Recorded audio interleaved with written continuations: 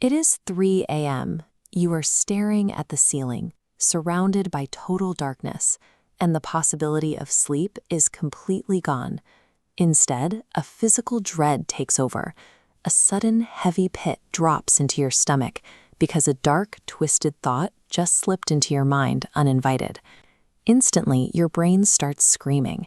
It sounds the alarm that it is too late, that you have gone too far, and that an invisible line has finally been crossed.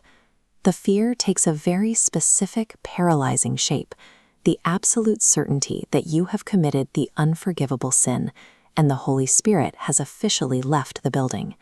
You try to escape your own consciousness, but every desperate attempt to suppress that thought, to forcefully push it away, only makes it heavier. It begins to feel like a permanent spiritual stain.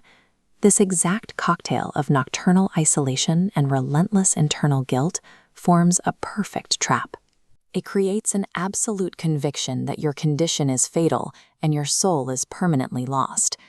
We need to step out of the panic of that dark bedroom for a moment and look objectively at why the human brain reacts with violent hostility to a mere thought. When an unwanted idea enters your mind, your immediate instinct is resistance. You exert a massive amount of internal energy trying to forcefully eject it. We observe this as cognitive friction. Fighting a dark thought mechanically forces your brain to focus intensely. This internal tug-of-war generates a heavy sensation, mistakenly interpreted as divine condemnation. This creates a feedback loop. Guilt triggers panic, which feeds right back, generating more intrusive thoughts. The agony you are experiencing is not a verdict from above. It is simply the mechanical byproduct of a mind desperately fighting itself. To see why that distinction matters, we have to ask a blunt, clinical question. If someone reached a state of total spiritual death, what would that look like in practice? Here is the reality of biology. A dead body does not feel pain.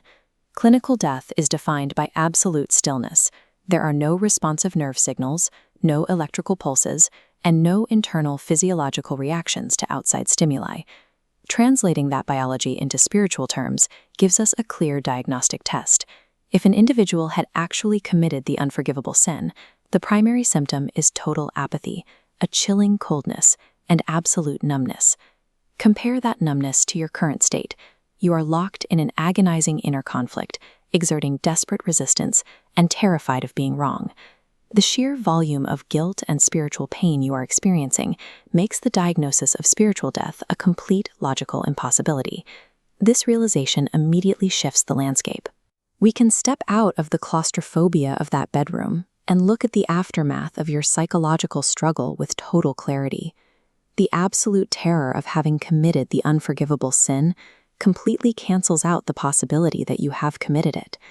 Your intense guilt is operating perfectly, functioning like a healthy spiritual nervous system, firing off warning signals when it senses danger. The next step is to entirely reframe your perspective on that dread. Instead of fearing the panic, you need to recognize it as a critical vital sign. The next time you find yourself awake at 3 a.m., staring at the ceiling, fighting a dark thought, do not view that inner friction as a permanent stain. View it as a pulse. The very agony making you feel spiritually doomed is actually the undeniable proof that you have a living, breathing conscience.